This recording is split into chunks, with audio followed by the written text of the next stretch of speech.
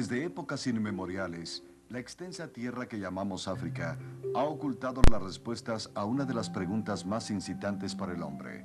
¿De dónde venimos?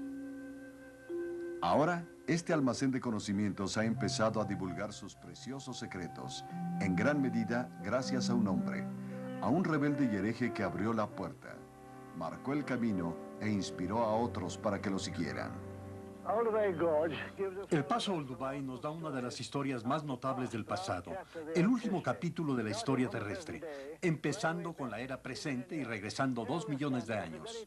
Estamos parados en el principio de la serie y aquí, donde la hierba crece y las plantas crecen, está representada la historia. La época de los últimos 4 o 5 mil años, la época de las pirámides, la época de desarrollo del hombre hasta el presente. Y debajo de ella, en este medio metro de rocas, tenemos toda la época en la que se reconoce al hombre en América. Los últimos 15.000 años están aquí. Este estrato gris de aquí, bajo el bloque de 15.000 años, es un estrato formado en un lago. Está lleno de huesos de peces y restos de hipopótamos y cocodrilos. Y el hombre estuvo viviendo aquí, en lo que llamamos estrato 4, haciendo sus herramientas y desarrollándose lentamente hasta convertirse en lo que somos ahora.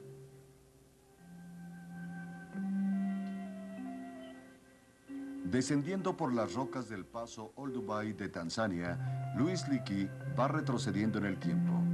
Cada paso de su descenso representa unos 6.000 años de historia. En historias futuras, estos dos nombres estarán siempre ligados. Olduvai, el gran cañón de la evolución, y Leakey, quien durante 30 años luchó por desentrañar sus secretos. Ahora estoy en el fondo del paso. Mis pies están descansando en la lava negra que formaba la antigua superficie sobre la que se formaron estos estratos lacustres. Y atrás de mí está la parte más reciente de la serie Olduvai, depósitos que se formaron hace solo 2 millones de años. Fue aquí donde en 1931 encontramos los primeros ejemplos de herramientas simples como esta. Un guijarro gastado por el agua con una arista cortante. Herramientas de piedra que datan de un pasado muy remoto en el tiempo. Casi 3 veces más antiguas que las anteriormente encontradas. ¿Quiénes fueron los hombres que hicieron esto? ¿En dónde vivieron? ¿Cómo vivieron? Y ese fue el problema que Mary y yo salimos a resolver. Queríamos la respuesta. ¿Quiénes fueron esos hombres? Él siempre me pareció una persona con más instinto, entusiasmo y dedicación que cualquiera otra que haya conocido. Él irradiaba confianza. Él sabía que iba a encontrar algo significativo. Louis fue totalmente arrojado. Él hizo las cosas más extraordinarias a lo largo de su vida. Leakey fue una de esas personas increíbles porque tenía magnetismo, carisma y era una persona entusiasta. Él fue una especie de agente de prensa natural para la antropología. Yo creo que Louis siempre será reconocido como uno de los grandes descubridores de nuestro tiempo. Él era un genio para descubrir cosas. Louis hizo contribuciones fantásticas a nuestro acopio total de evidencias fósiles relacionadas a la evolución humana. Él le dio un significado a lo que antes no lo tenía. Una apasionada búsqueda del conocimiento. El legado de Louis Leakey. El legado de LSB Leakey.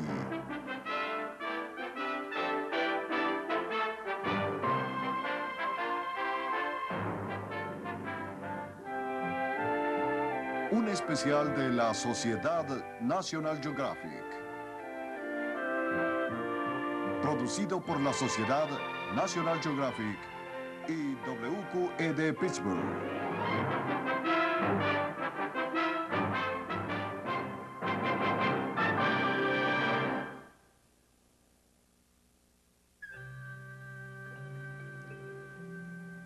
La idea de que África podría ser la cuna del hombre fue propuesta primero por Darwin a finales del siglo XIX.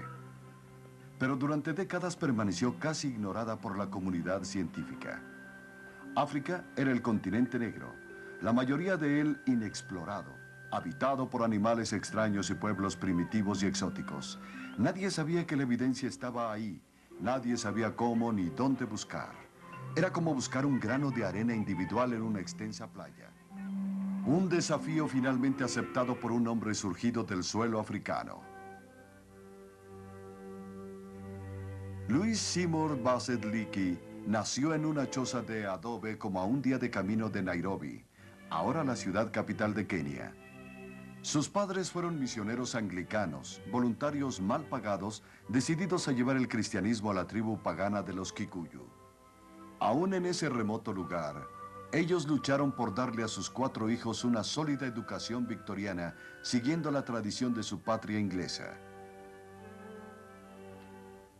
Con los hijos de los guerreros Kikuyu como compañeros, Luis aprendió a vivir en la selva y la lengua Kikuyu.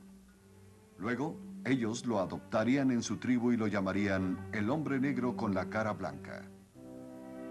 En la adolescencia, Luis se preparó para seguir los pasos de su padre en Cambridge.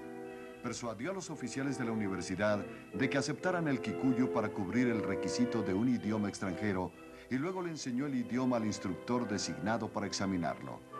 Durante sus estudios abandonó la idea de trabajar como misionero y decidió que la antropología sería su campo.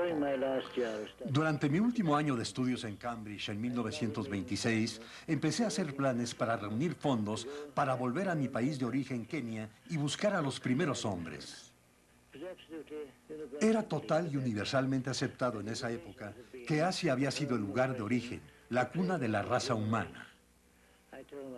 Le hablé a mis profesores acerca de mi plan y les pedí que me ayudaran a reunir el dinero. Sin excepción, ellos me dijeron que era una pérdida de tiempo volver a Kenia. Yo estaba siendo un loco al decir, no, yo iré al este de África. Expliqué que tenía razones para creer que allá podría haber algo, porque en mi niñez había encontrado muchas herramientas de piedra. Y al final ellos se encogieron de hombros y dijeron, está bien, ve una temporada, pero pronto verás que no tiene caso. Supongo que sufrió muchas humillaciones en Cambridge en los primeros días. Era un hombre salido de la selva y era muy distinto a todos y nunca tenía dinero. Tuvo poca educación formal. Él nunca fue educado en una escuela hasta que cumplió 16 años. Y yo diría que tuvo que aguantar muchas burlas y rechazos de sus compañeros estudiantes en Cambridge. Y quizá fue ese rencor o resentimiento lo que le impulsó a probarse a sí mismo. Tenía una tremenda ambición, por supuesto.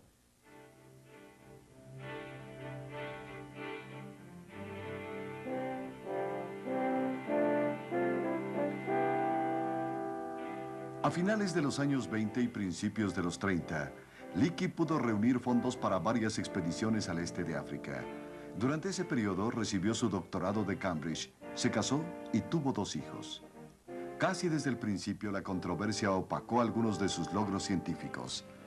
En las áreas remotas y agrestes de Kenia, descubrió importantes fósiles animales y rastros definidos de los primeros hombres. Pero la comunidad científica rechazó muchas de las interpretaciones de sus hallazgos. El desdén de sus colegas parecía reforzar la determinación de Leakey para probar el origen africano del hombre.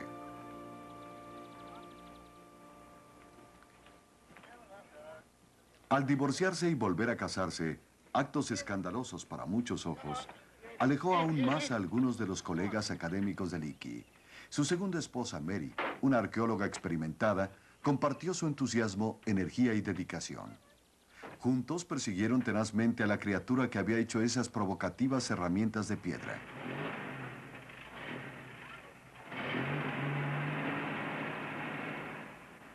Después de la Segunda Guerra Mundial, siempre que pudieron reunir el dinero, Louis y Mary hicieron una y otra vez el difícil viaje al paso Old Dubai.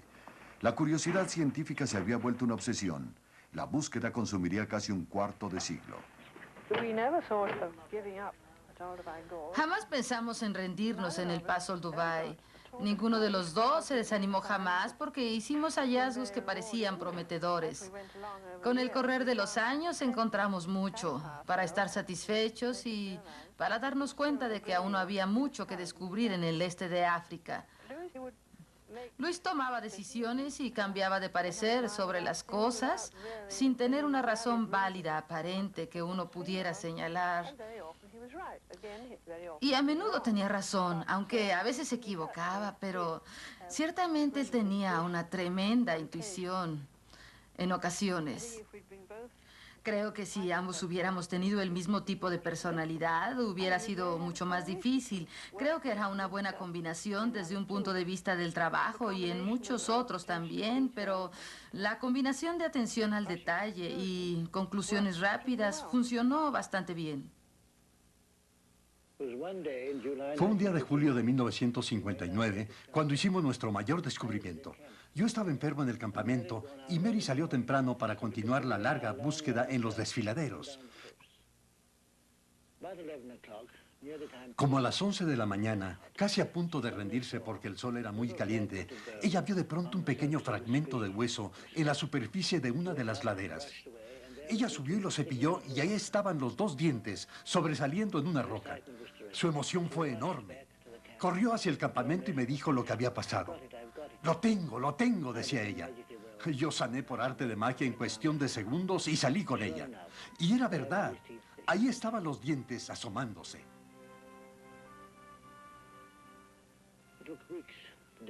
Tardamos semanas en sacarlos y todos estaban en pequeñas piezas.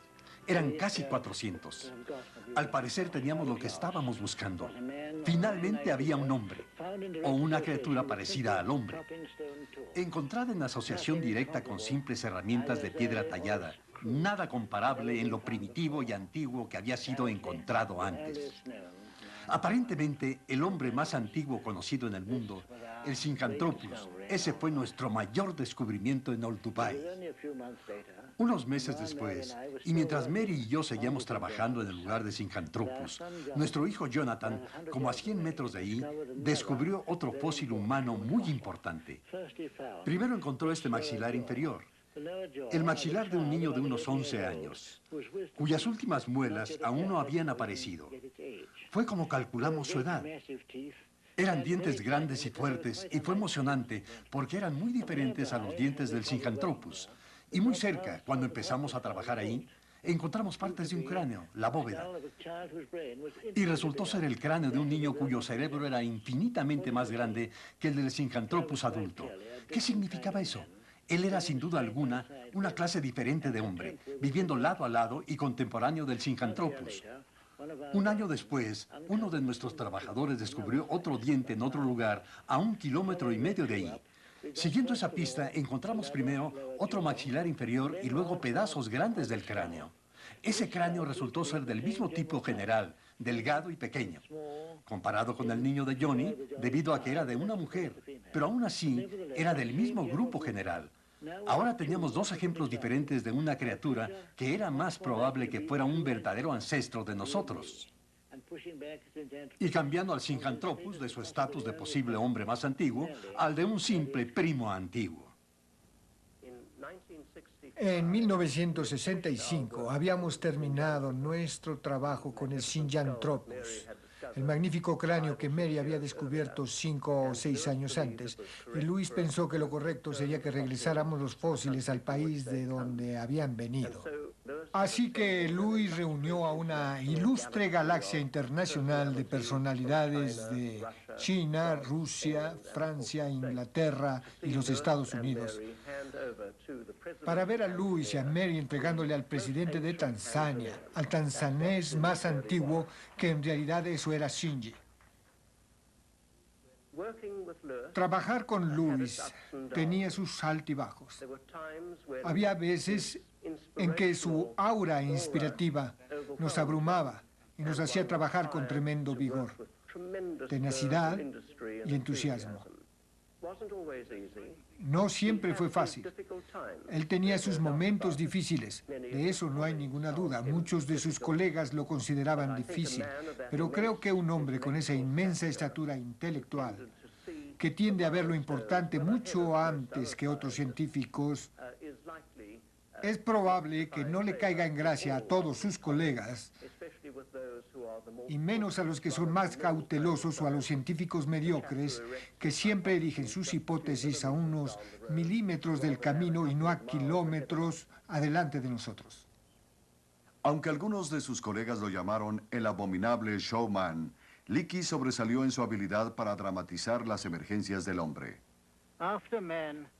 Cuando el hombre aprendió a caminar erecto, y así dejó libres sus manos para hacer herramientas. Y cuando desarrolló más y más poder cerebral, él empezó a planear y a pensar en cómo usar las cosas que le rodeaban. Desafortunadamente, muchas de esas cosas eran materiales perecederos y no teníamos un registro perfecto de los materiales que usaba. Pero podemos adivinar algunos de ellos y con bastante exactitud por las cosas que atrapaba. Sabemos que atrapaban peces porque encontramos restos de peces y restos de animales pequeños que hacía caer en trampas. Así que podemos suponer que con sus manos libres y más capaces para trabajar entonces, es casi seguro que una de las primeras cosas que hicieron fue hacer cuerdas. Como ven, se puede hacer una cuerda únicamente con las manos. Uno va a los arbustos y escoge la madera necesaria para hacer cuerdas con su corteza, sin utilizar ninguna arma. Y habiendo hecho eso, es solo cuestión de arrancar la corteza de las ramas. Una acción muy simple como esta. Luego separar la corteza externa de la interna, porque la corteza externa es muy quebradiza y la corteza interna no. Hay que aprender a hacerlo, pero se puede separar la corteza externa de la interna. Y cuando está separada, se tiene el material perfecto para hacer una cuerda fuerte, larga y trenzada.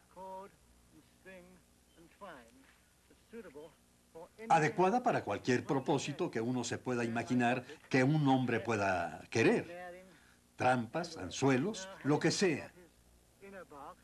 Ahora, ya que separamos la corteza interna, lo que sigue se hace con los dedos. Deshilarla en pequeñas bandas. Este es un material de extraordinaria dureza y durabilidad, especialmente cuando se convierte en una cuerda. Esa misma cosa tiene que ser deshilachada, y el hombre tenía en sus propios dientes el más perfecto descortezador. Ahora estas cosas se hacen con maquinaria, pero con sus manos y sus dientes es posible deshilachar la corteza interna. Bastante bien. Luego viene el último paso. Esto parece y es muy simple. Separarla en dos grupos de bandas.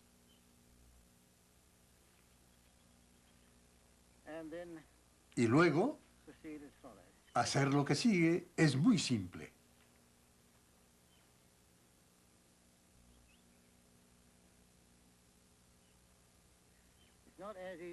No es tan fácil hacerlo sobre el pantalón como en una pierna desnuda. Pero la mía tiene muchos vellos para eso.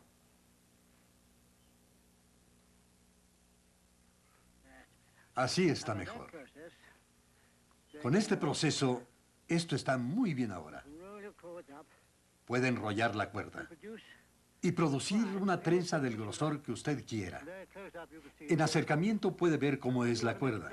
Si quiere hacerla más gruesa, hágala como una soga, y con esta clase de cosas, el hombre podía hacer boleadoras, sus armas ofensivas para atacar a los animales a la distancia.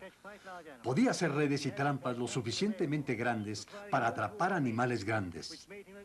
Hacía algo que era muy útil, sin necesidad de herramientas, que lo hacía aún más amo de su medio ambiente.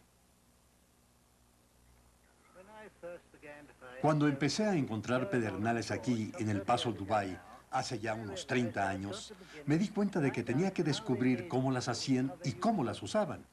Sería la única forma de entrar a sus mentes y tal vez de encontrar a las personas que las hicieron. Así que empecé a aprender a hacer estas herramientas. Siempre quisimos saber cómo tuvieron la idea de hacer una arista filosa como esta o esta. Es una de esas cosas que no sabíamos. Sospechábamos que primero, antes de que ellos las hicieran, buscaban una arista filosa natural y la usaban.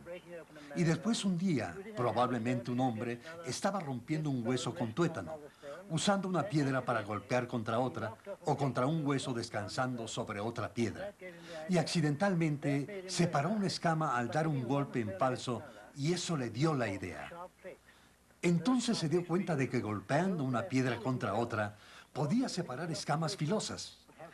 Esas escamas filosas serían útiles como herramientas.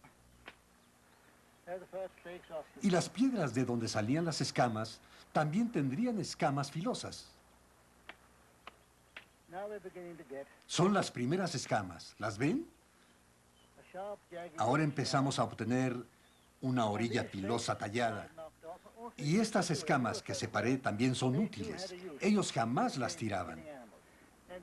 Ellas eran útiles cuando había que desollar animales. Y es probable que eso hayan hecho, porque en cuanto tuvo una arista filosa como esta, entonces fue superior a todos los animales que le rodeaban. Tenía algo que cortaba la piel y cortaba la carne, y así pudo hacer uso de la carne de los animales como parte de su comida. De esta forma se convirtió gradualmente no solo en superviviente, sino en amo de todas las cosas. Todos los animales salvajes tuvieron que hacer lo mismo para poder sobrevivir. Y ellos sobrevivieron por especialización, y toda la historia de la evolución es la historia de la especialización para que fuera posible sobrevivir, mientras que la sobreespecialización solo los mataba. Y fueron estas cosas, herramientas y cerebro, lo que hizo hombre al hombre.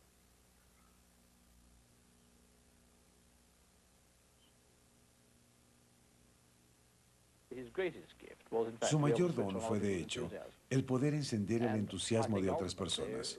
Y creo que, ahora que el papel de mi padre puede ser evaluado desde la distancia, podría ser que gracias a su habilidad para estimular el entusiasmo de otros, sus mayores contribuciones a la ciencia hayan sido posibles. Él no hubiera podido en una sola vida. Él hizo demasiado para un hombre, pero él nunca hubiera podido en una vida realizar a profundidad y el detalle 1/10 de las ideas que generaba. Pero en lugar de ir por la vida teniendo ideas sin realizar, en un gran número de ellas, él pudo hacer que otras personas las realizaran. Parecía que a Leakey no se le acababan las ideas ni la vitalidad para realizarlas. Como encargado del Museo de Nairobi, él estaba disponible para cualquiera que buscara su consejo y su guía. Una de ellas fue una joven inglesa interesada en estudiar animales salvajes. Su nombre era Jane Goodall. Recuerdo claramente la primera vez que lo vi. Fue en Nairobi. Había ahorrado dinero para ir allá.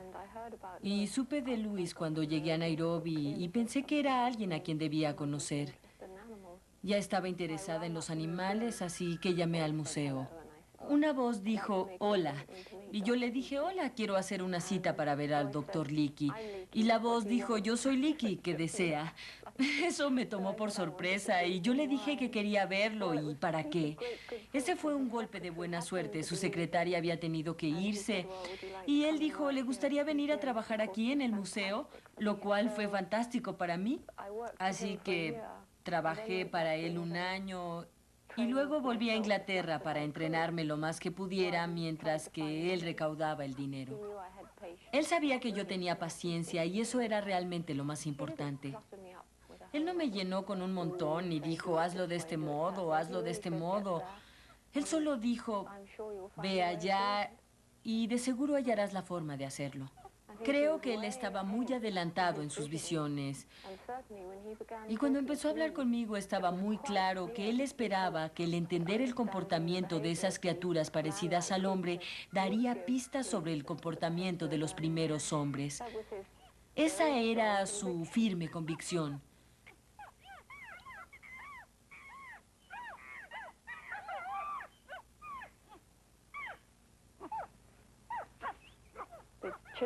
El estudio del chimpancé ha continuado durante 15 años y es interesante que cuando yo llegué a Gombe, Luis me dijo, estarás ahí 10 años, Jane. Y yo sonreí y pensé, ¿yo encerrada en Gombe durante 10 años? No, señor. Y ahora, 15 años después, aún estoy ahí, siempre en espíritu, aun cuando no pueda estar ahí todo el tiempo. El doctor Leakey vino a Louisville para dar una charla y yo había escrito en ese entonces varios artículos, incluyendo uno sobre Old Dubai. A él no le importó eso. Después de su charla, él hizo todas las cosas a un lado y tomó el artículo de los gorilas y dijo, estuvo en el país de los gorilas y dijo, ¿puede venir a hablar conmigo en la mañana? Busco a alguien que haga un trabajo sobre gorilas. Y hablamos. Lo primero que me dijo fue que tenía que sacarme el apéndice, porque cuando estás en la selva, cuando realmente estás en agonía, a veces puede ser el apéndice. Y eso podría ser fatal. Y no quería hacerse responsable. Así que días después recibí una carta del doctor Leakey diciendo, espere con lo del apéndice. Hay otros candidatos, pero ya lo habían sacado. Esa era su manera de probar a alguien.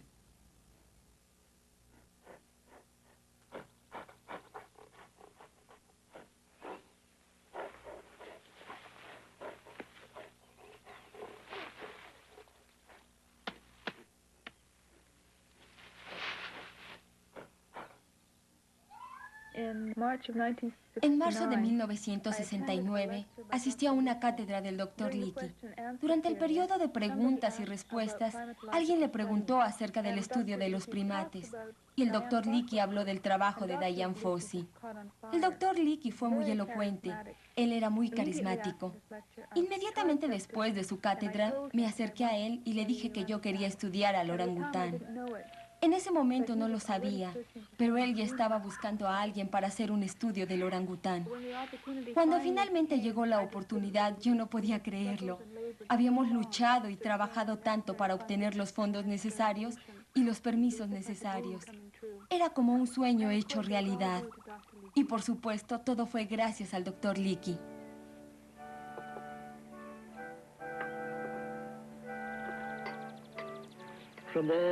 Desde los primeros días de su niñez, nuestros 3 hijos, Jonathan, Richard y Philip, han estado en safari con nosotros.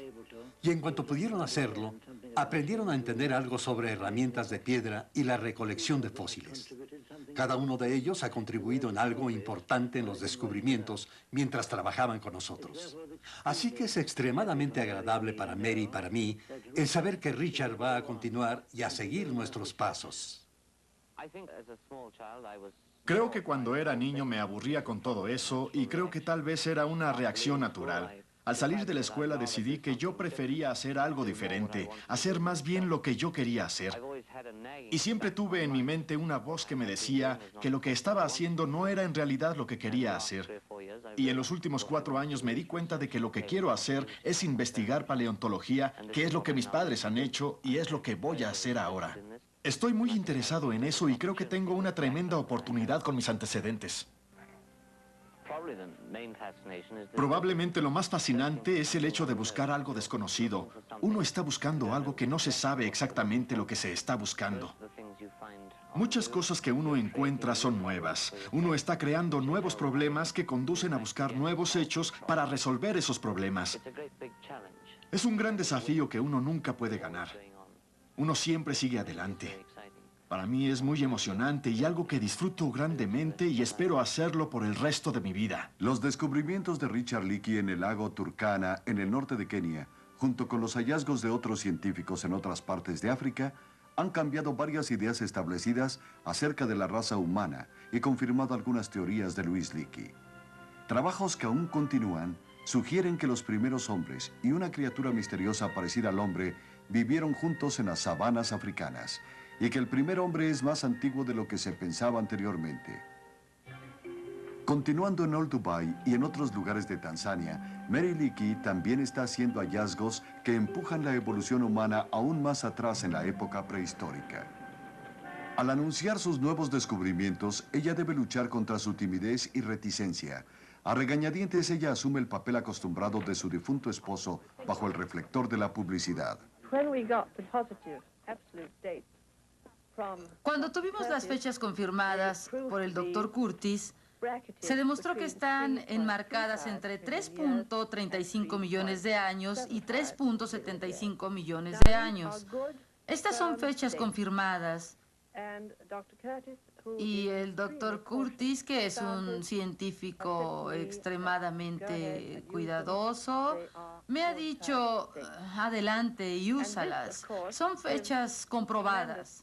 Y esto, desde luego, le da una tremenda importancia a las 2 mandíbulas y a los otros restos de los homínidos que encontramos, porque ahora son los restos más antiguos que se han encontrado en todo el mundo. Durante un periodo de años, empezando en 1963, se ha desarrollado en el sur de California uno de los elementos más controvertidos del legado Leakey. Todos han buscado al primer hombre en América durante mucho tiempo. Y ahora tenemos una excavación en las montañas Cálico, que fue el trabajo de un detective científico puro. Tenía que ser un lugar donde en la época en cuestión había cosas esenciales para el hombre. Agua, la clase correcta de piedras para hacer herramientas y animales para cazar. Viendo algunos artefactos antiguos en las montañas de Cálico, cerca de San Bernardino, Leakey tuvo otro de sus destellos intuitivos. Eligió un punto y dijo que ahí se encontrarían rastros de los primeros hombres. Una vez más, Leakey estaba proponiendo una herejía. La opinión aceptada marcaba la edad del hombre en América en unos 15.000 años. Leakey dijo que era de 100.000, quizá más antigua. El sitio fue excavado con meticuloso cuidado y Leakey convocó a un grupo de distinguidos científicos para una examinación de primera mano. Había dos puntos principales en discusión. ¿Algunas de las piedras excavadas habían sido realmente trabajadas por el hombre? Y si era así, ¿qué tan antiguas eran? Yo nunca he visto que la naturaleza produzca eso. Y yo he trabajado en esto. Sí, no tiene asperezas y... La aspereza fue recortada, fue pulida con otra piedra, en toda esa área de ahí. No creo que la naturaleza haga eso. ¿Hay un poco más de esto? ¿Alguien está bebiendo? ¿Alguien se está bebiendo el agua?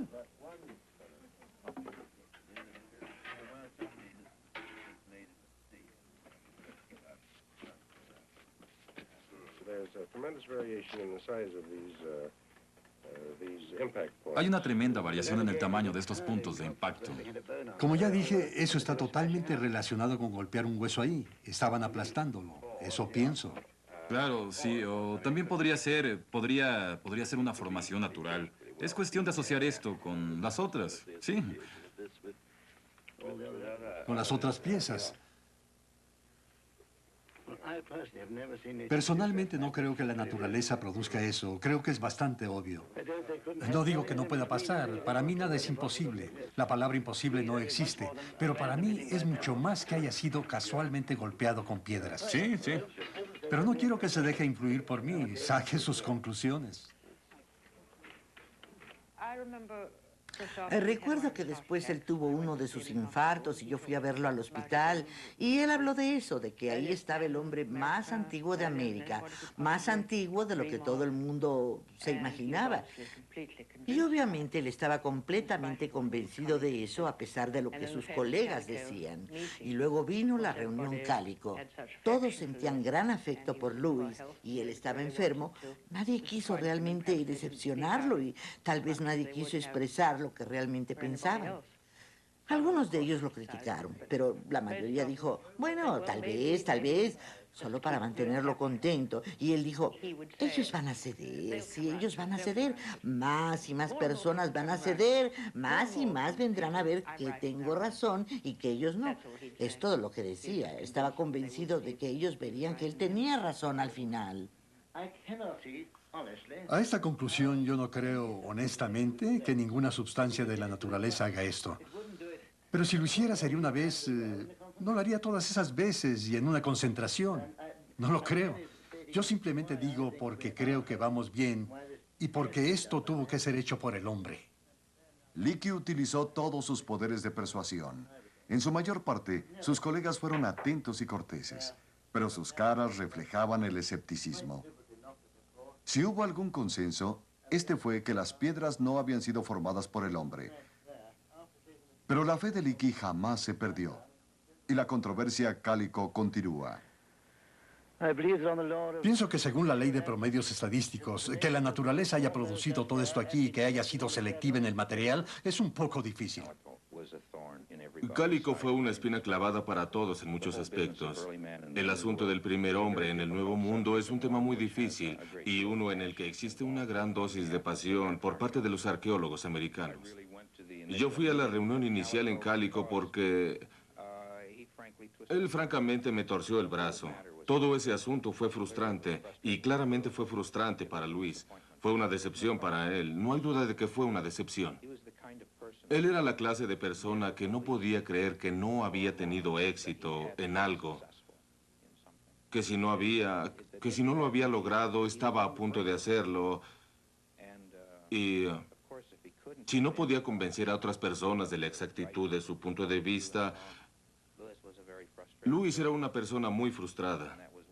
Y esa era una de sus mayores metas en la vida, es decir, el buscar una nueva forma de ver el mundo, de hacer preguntas que no se habían hecho antes y de buscar evidencias que la gente no había pensado buscar antes porque no sabían dónde buscar. Y esa era una cualidad única de ese hombre.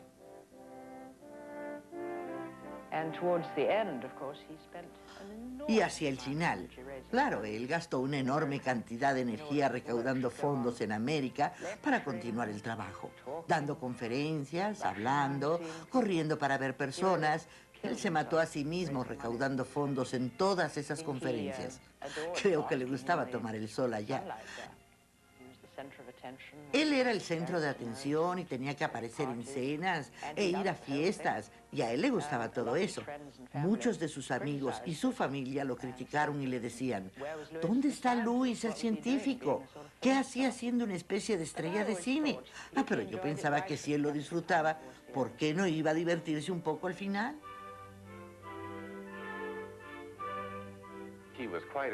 Él era un espectáculo, un agente de prensa natural. Y como él era un hombre generoso, él, en muchas formas, fomentaba la recaudación de fondos para todos los tipos de antropología, en especial arqueología, mientras recaudaba fondos para sus propios proyectos.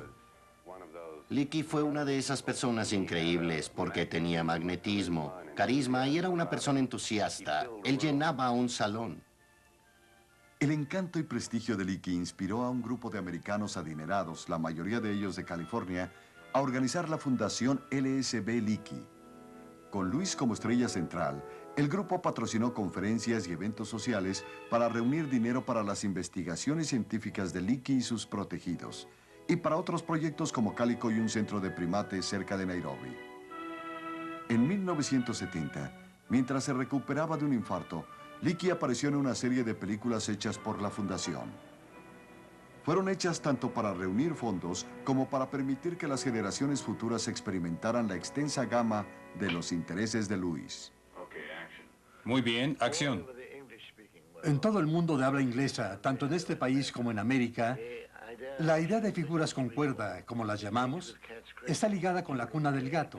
Un juego de niños, de hecho, niños como mis nietos Allison y Andrew. Se encuentran estas cosas en la escuela y ellos creen que son cosas originarias del pueblo inglés. A decir verdad, eso no es cierto. La llamada cuna de gato inglesa, que es como esta, vamos a hacer una. No es de hecho inglesa en absoluto. Fue traída a Inglaterra de China y Corea. Algunas figuras son absolutamente universales.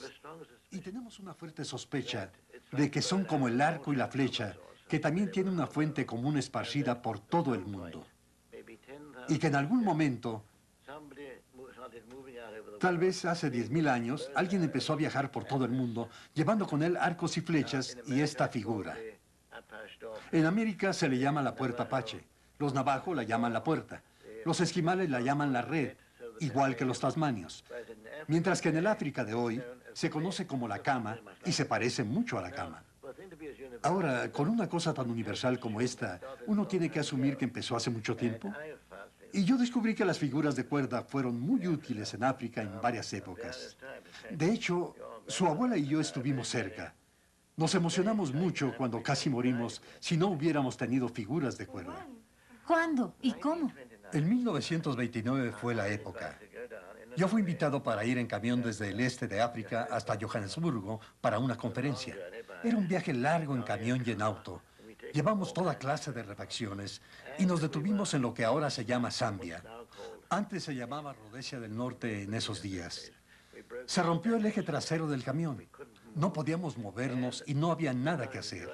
No teníamos la refacción y varias personas pasaban por el camino, hacia adelante y hacia atrás. Y yo les decía, Jambo, Jabari, que es Swahili en Kenia. Nadie me entendía nada. Vi a un hombre bien vestido y le dije, buenos días, ¿puede ayudarnos, por favor? Y él fingió que no podía entender lo que estaba diciéndole. Y de pronto vi a una anciana pequeña y temblorosa de unos 70 años.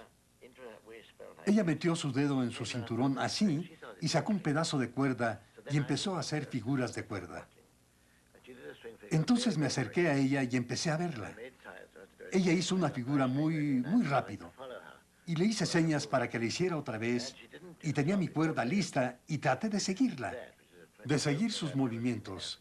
Y ella no hizo el inicio ordinario. Ella hizo esto, que es un inicio que yo nunca había visto en África. Y ella continuó. Yo estaba viendo. Y ella produjo esta figura. Y la sostuvo para mí. Y después yo hice varios intentos para hacerla bien. Cuando hice esto, y esto finalmente se la mostré.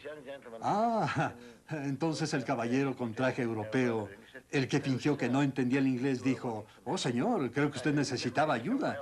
Yo le dije, sabe muy bien que sí.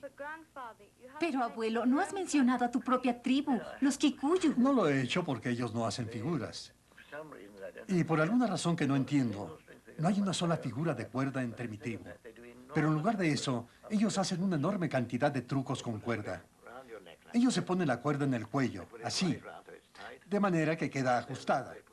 Y luego se la ponen otra vez, así. Y luego dicen, observa. Y la cuerda está libre.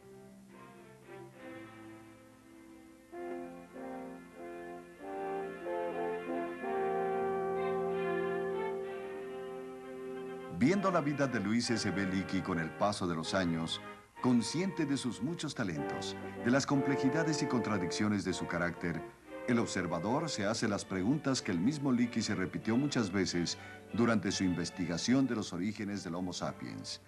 ¿Quién fue él? ¿Qué lo hizo lo que es?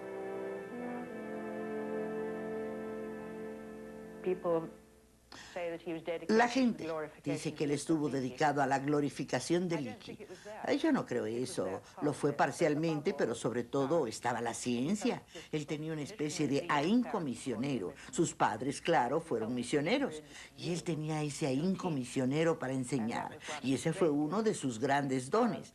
El inspirar a otras personas y más a los jóvenes. Y enseñarles. Él quería descubrir más. Él quería que otras personas se unieran en su búsqueda de los orígenes del hombre.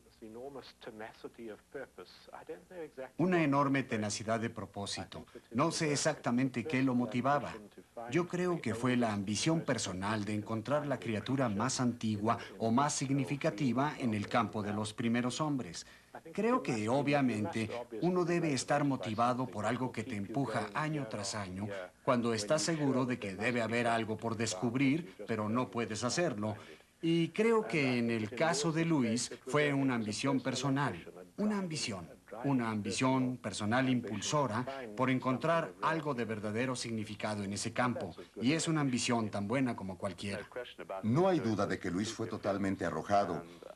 Y él hizo las cosas más extraordinarias durante su vida, tanto en safaris como en la selva. Y yo creo que nunca consideró que él podría morir bajo ninguna circunstancia. Creo que él se consideraba inmortal. Él será reconocido como una figura esencial en el desarrollo no solo de la antropología, sino también en la comprensión que existe entre las razas en África, porque él vivió ahí y se quedó ahí. Y creó cosas de las que sus países podrían estar orgullosos por su relación con toda la historia del hombre. Bueno, hay muy pocas personas que van a tener la oportunidad de hacer eso en un escenario tan amplio como ese. Hoy en día, la gente todavía lo reconoce como uno de los más grandes kenianos que han existido. Él fue una de las personas más importantes que rompieron el anterior sistema colonial, abriendo un gran número de lugares para los africanos. Él fue a las aldeas cerca de Nairobi y donde quiera que iba, él siempre llenaba el vacío que había entre los kenianos de varias razas. He conocido varias personas como Luis que son tan poderosamente masculinos que los jóvenes se encuentran muy difícil el trabajar bajo su mando. No digo que eso sea culpa de esos hombres o que sea culpa de alguien en particular, pero creo que los jóvenes se sentían más amenazados. Sentían que como jóvenes serían absorbidos por el trabajo y la personalidad de Leakey. Y creo que en cierta forma eso era cierto. Y algunas de las notables mujeres que trabajaron con él o estaban dispuestas a soportar eso o no tenían el mismo sentimiento. Creo que él tenía una gran mente que quería averiguar, que quería saber. Sabía que la vida era corta, sabía que había pocas horas en el día para hacer las cosas que quería hacer. Sentía que podía contribuir y que no había suficiente tiempo, y creo que muchos sentimos eso. Cielos, ¿en dónde encuentras el tiempo para descubrir lo que quieres saber? Una de las cosas que Luis estaba muy ansioso por vencer, en especial con los jóvenes y con los públicos de sus conferencias, era que no podría haber nada entre la ciencia y la religión. Él no encontraba ningún conflicto. Como evangelista, Leakey visitó universidades americanas para predicar la salvación del ser humano a través de la comprensión del pasado de la humanidad. Y cuando el hombre aprendió a hacer fuego, entró a un nuevo mundo. El fuego nos dio libertad para pensar, para desarrollar el arte, la música y la religión, para pensar en términos abstractos. Ese fue el último acontecimiento importante, hace como 40.000 años. Desde entonces no hemos cambiado mucho físicamente. El atractivo de África y el encanto de Leakey atrajeron a muchos estudiantes. El último en ir allá con la bendición personal de Leakey viajó desde Beverly Hills, California, hasta un área remota del noroeste de Kenia. Elizabeth Meyerhoff vive con la tribu Pokot, estudiando sus tradiciones y costumbres para un título de doctorado en antropología en Cambridge. Luis ciertamente cambió el curso de mi vida. Yo tenía un cierto romanticismo ingenuo acerca de África. Yo quería aprender algo completamente diferente a mi cultura. Y no diría que estoy cómoda. Esa es una palabra muy difícil de usar, ya que ni sé lo que significa. Estoy en paz viviendo aquí, en paz conmigo misma. He aprendido mucho con los Pokot y con mi trabajo. Respeto a los Pokot, respeto su forma de vida. No es mi forma de vida. No soy una Pokot y nunca lo seré. No soy negra. Creo que podría decir que los Pokot me respetan. Vivo con ellos y eso reafirma su forma de vida. Ellos me conocen como Chimachucua y me consideran su amiga.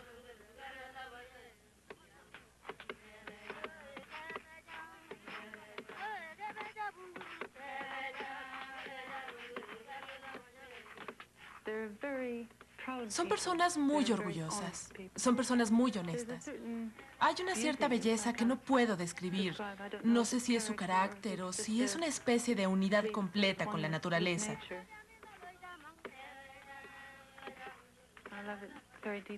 Los estimo profundamente. Me han enseñado cosas que no hubiera podido aprender en ningún lado, acerca de mí misma.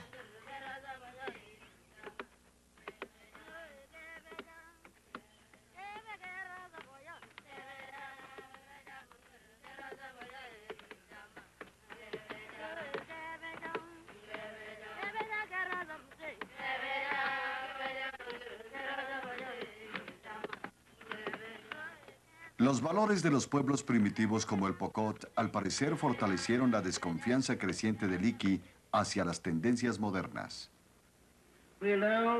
Permitimos el desarrollo de armas atómicas.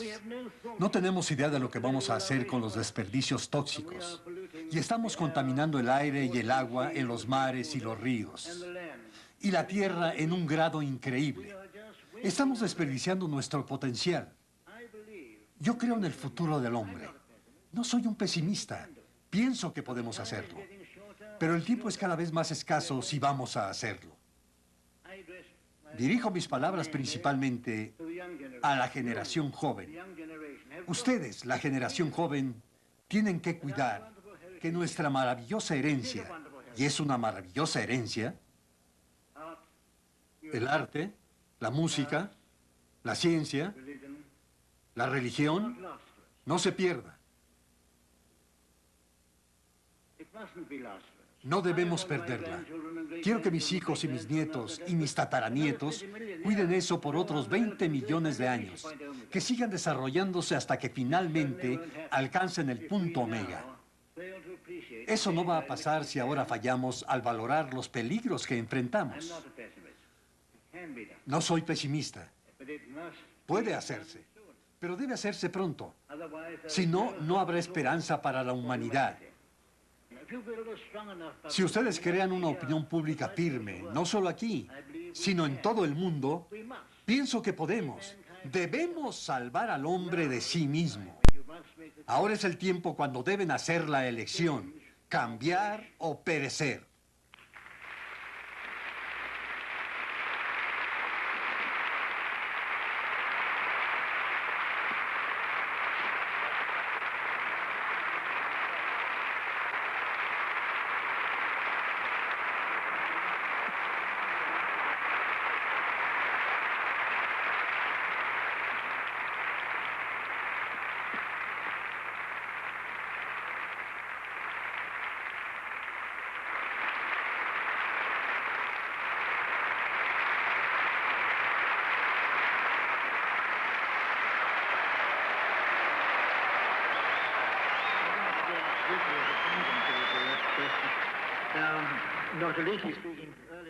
Ahora, hoy en su charla anterior, el doctor Leakey enfocó nuestra atención en la importancia del fuego en el desarrollo del habla humana y la discusión. Yo creo que podría ser el exceso de tiempo libre de hoy. Es análogo a ese momento del fuego. Y eso es lo que está pasando entre los jóvenes. Y si creemos que es lo que está pasando entre los jóvenes, podría ser no siempre considerado razonable. Podemos considerar que quizá también sucedían cosas raras alrededor de ese fuego primitivo. ¿Puedo decir algo? Por favor, doctor Leakey. Desafortunadamente, mi reacción a eso es que el ocio de hoy es a menudo centrado en el box. Terminamos con la reunión de hoy y espero verlos aquí mañana. Gracias.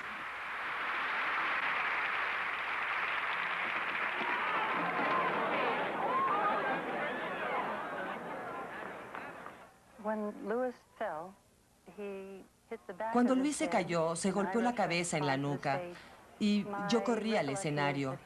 Recuerdo que él estaba aturdido y sorprendido, pero él insistió en terminar su serie de conferencias. Creo que los últimos años de su vida estuvo sujeto a una serie de experiencias físicas debilitantes. Él solía bromear acerca de que tenía más vidas que un gato con 9 vidas, porque él ya había tenido más de 9 accidentes graves.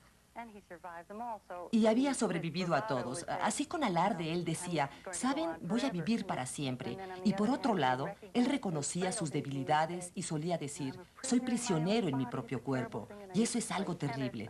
Si antes jugaba tenis y yo antes hacía esto, lo haré otra vez algún día. Pero él no aceptaba menos de sí mismo, como tampoco de otros. Pero también era evidente que cada incidente sucesivo se cobraba su cuota. Los accidentes y las enfermedades se cobraron su cuota final en octubre 1 de 1972. Louis Leakey fue enterrado junto a sus padres misioneros en el suelo de su Kenia natal. Creo que uno de los mejores recuerdos que yo tengo de Luis es de 6 meses antes de su muerte. Él estaba sentado en este cuarto y hablaba. Había varios amigos aquí y todos hablaban de todo y de nada. Como siempre, el tema llegó hasta la religión y finalmente terminó en la muerte. Y alguien le dijo a Luis, ¿qué opinas de la muerte, Luis? Y todo el que conocía a Luis ha de recordar que muy a menudo él hablaba con la vista baja. Pero cuando algo realmente lo conmovía, miraba arriba. Sus ojos eran muy oscuros y cafés y entonces chispeaban y detonaban. Él estaba sentado con un vaso de whisky recargado en su estómago y con sus lentes aquí. Él había hecho la comida y miró arriba y parecía estar viendo muy lejos y dijo, ¿muerte? A mí no me molesta la muerte, dijo él. La muerte no es nada para mí. ¿Qué se muere? La piel y los huesos de los que mueren. Yo, dijo él, yo viviré para siempre. Luis S.B. Leakey, Wakaruiji, Ilyua, 1903-1972. Tú vives en la mente que inspiraste, en los proyectos que iniciaste, en las vidas que mejoraste y creaste, y en los corazones que te aman. Tu influencia no puede morir.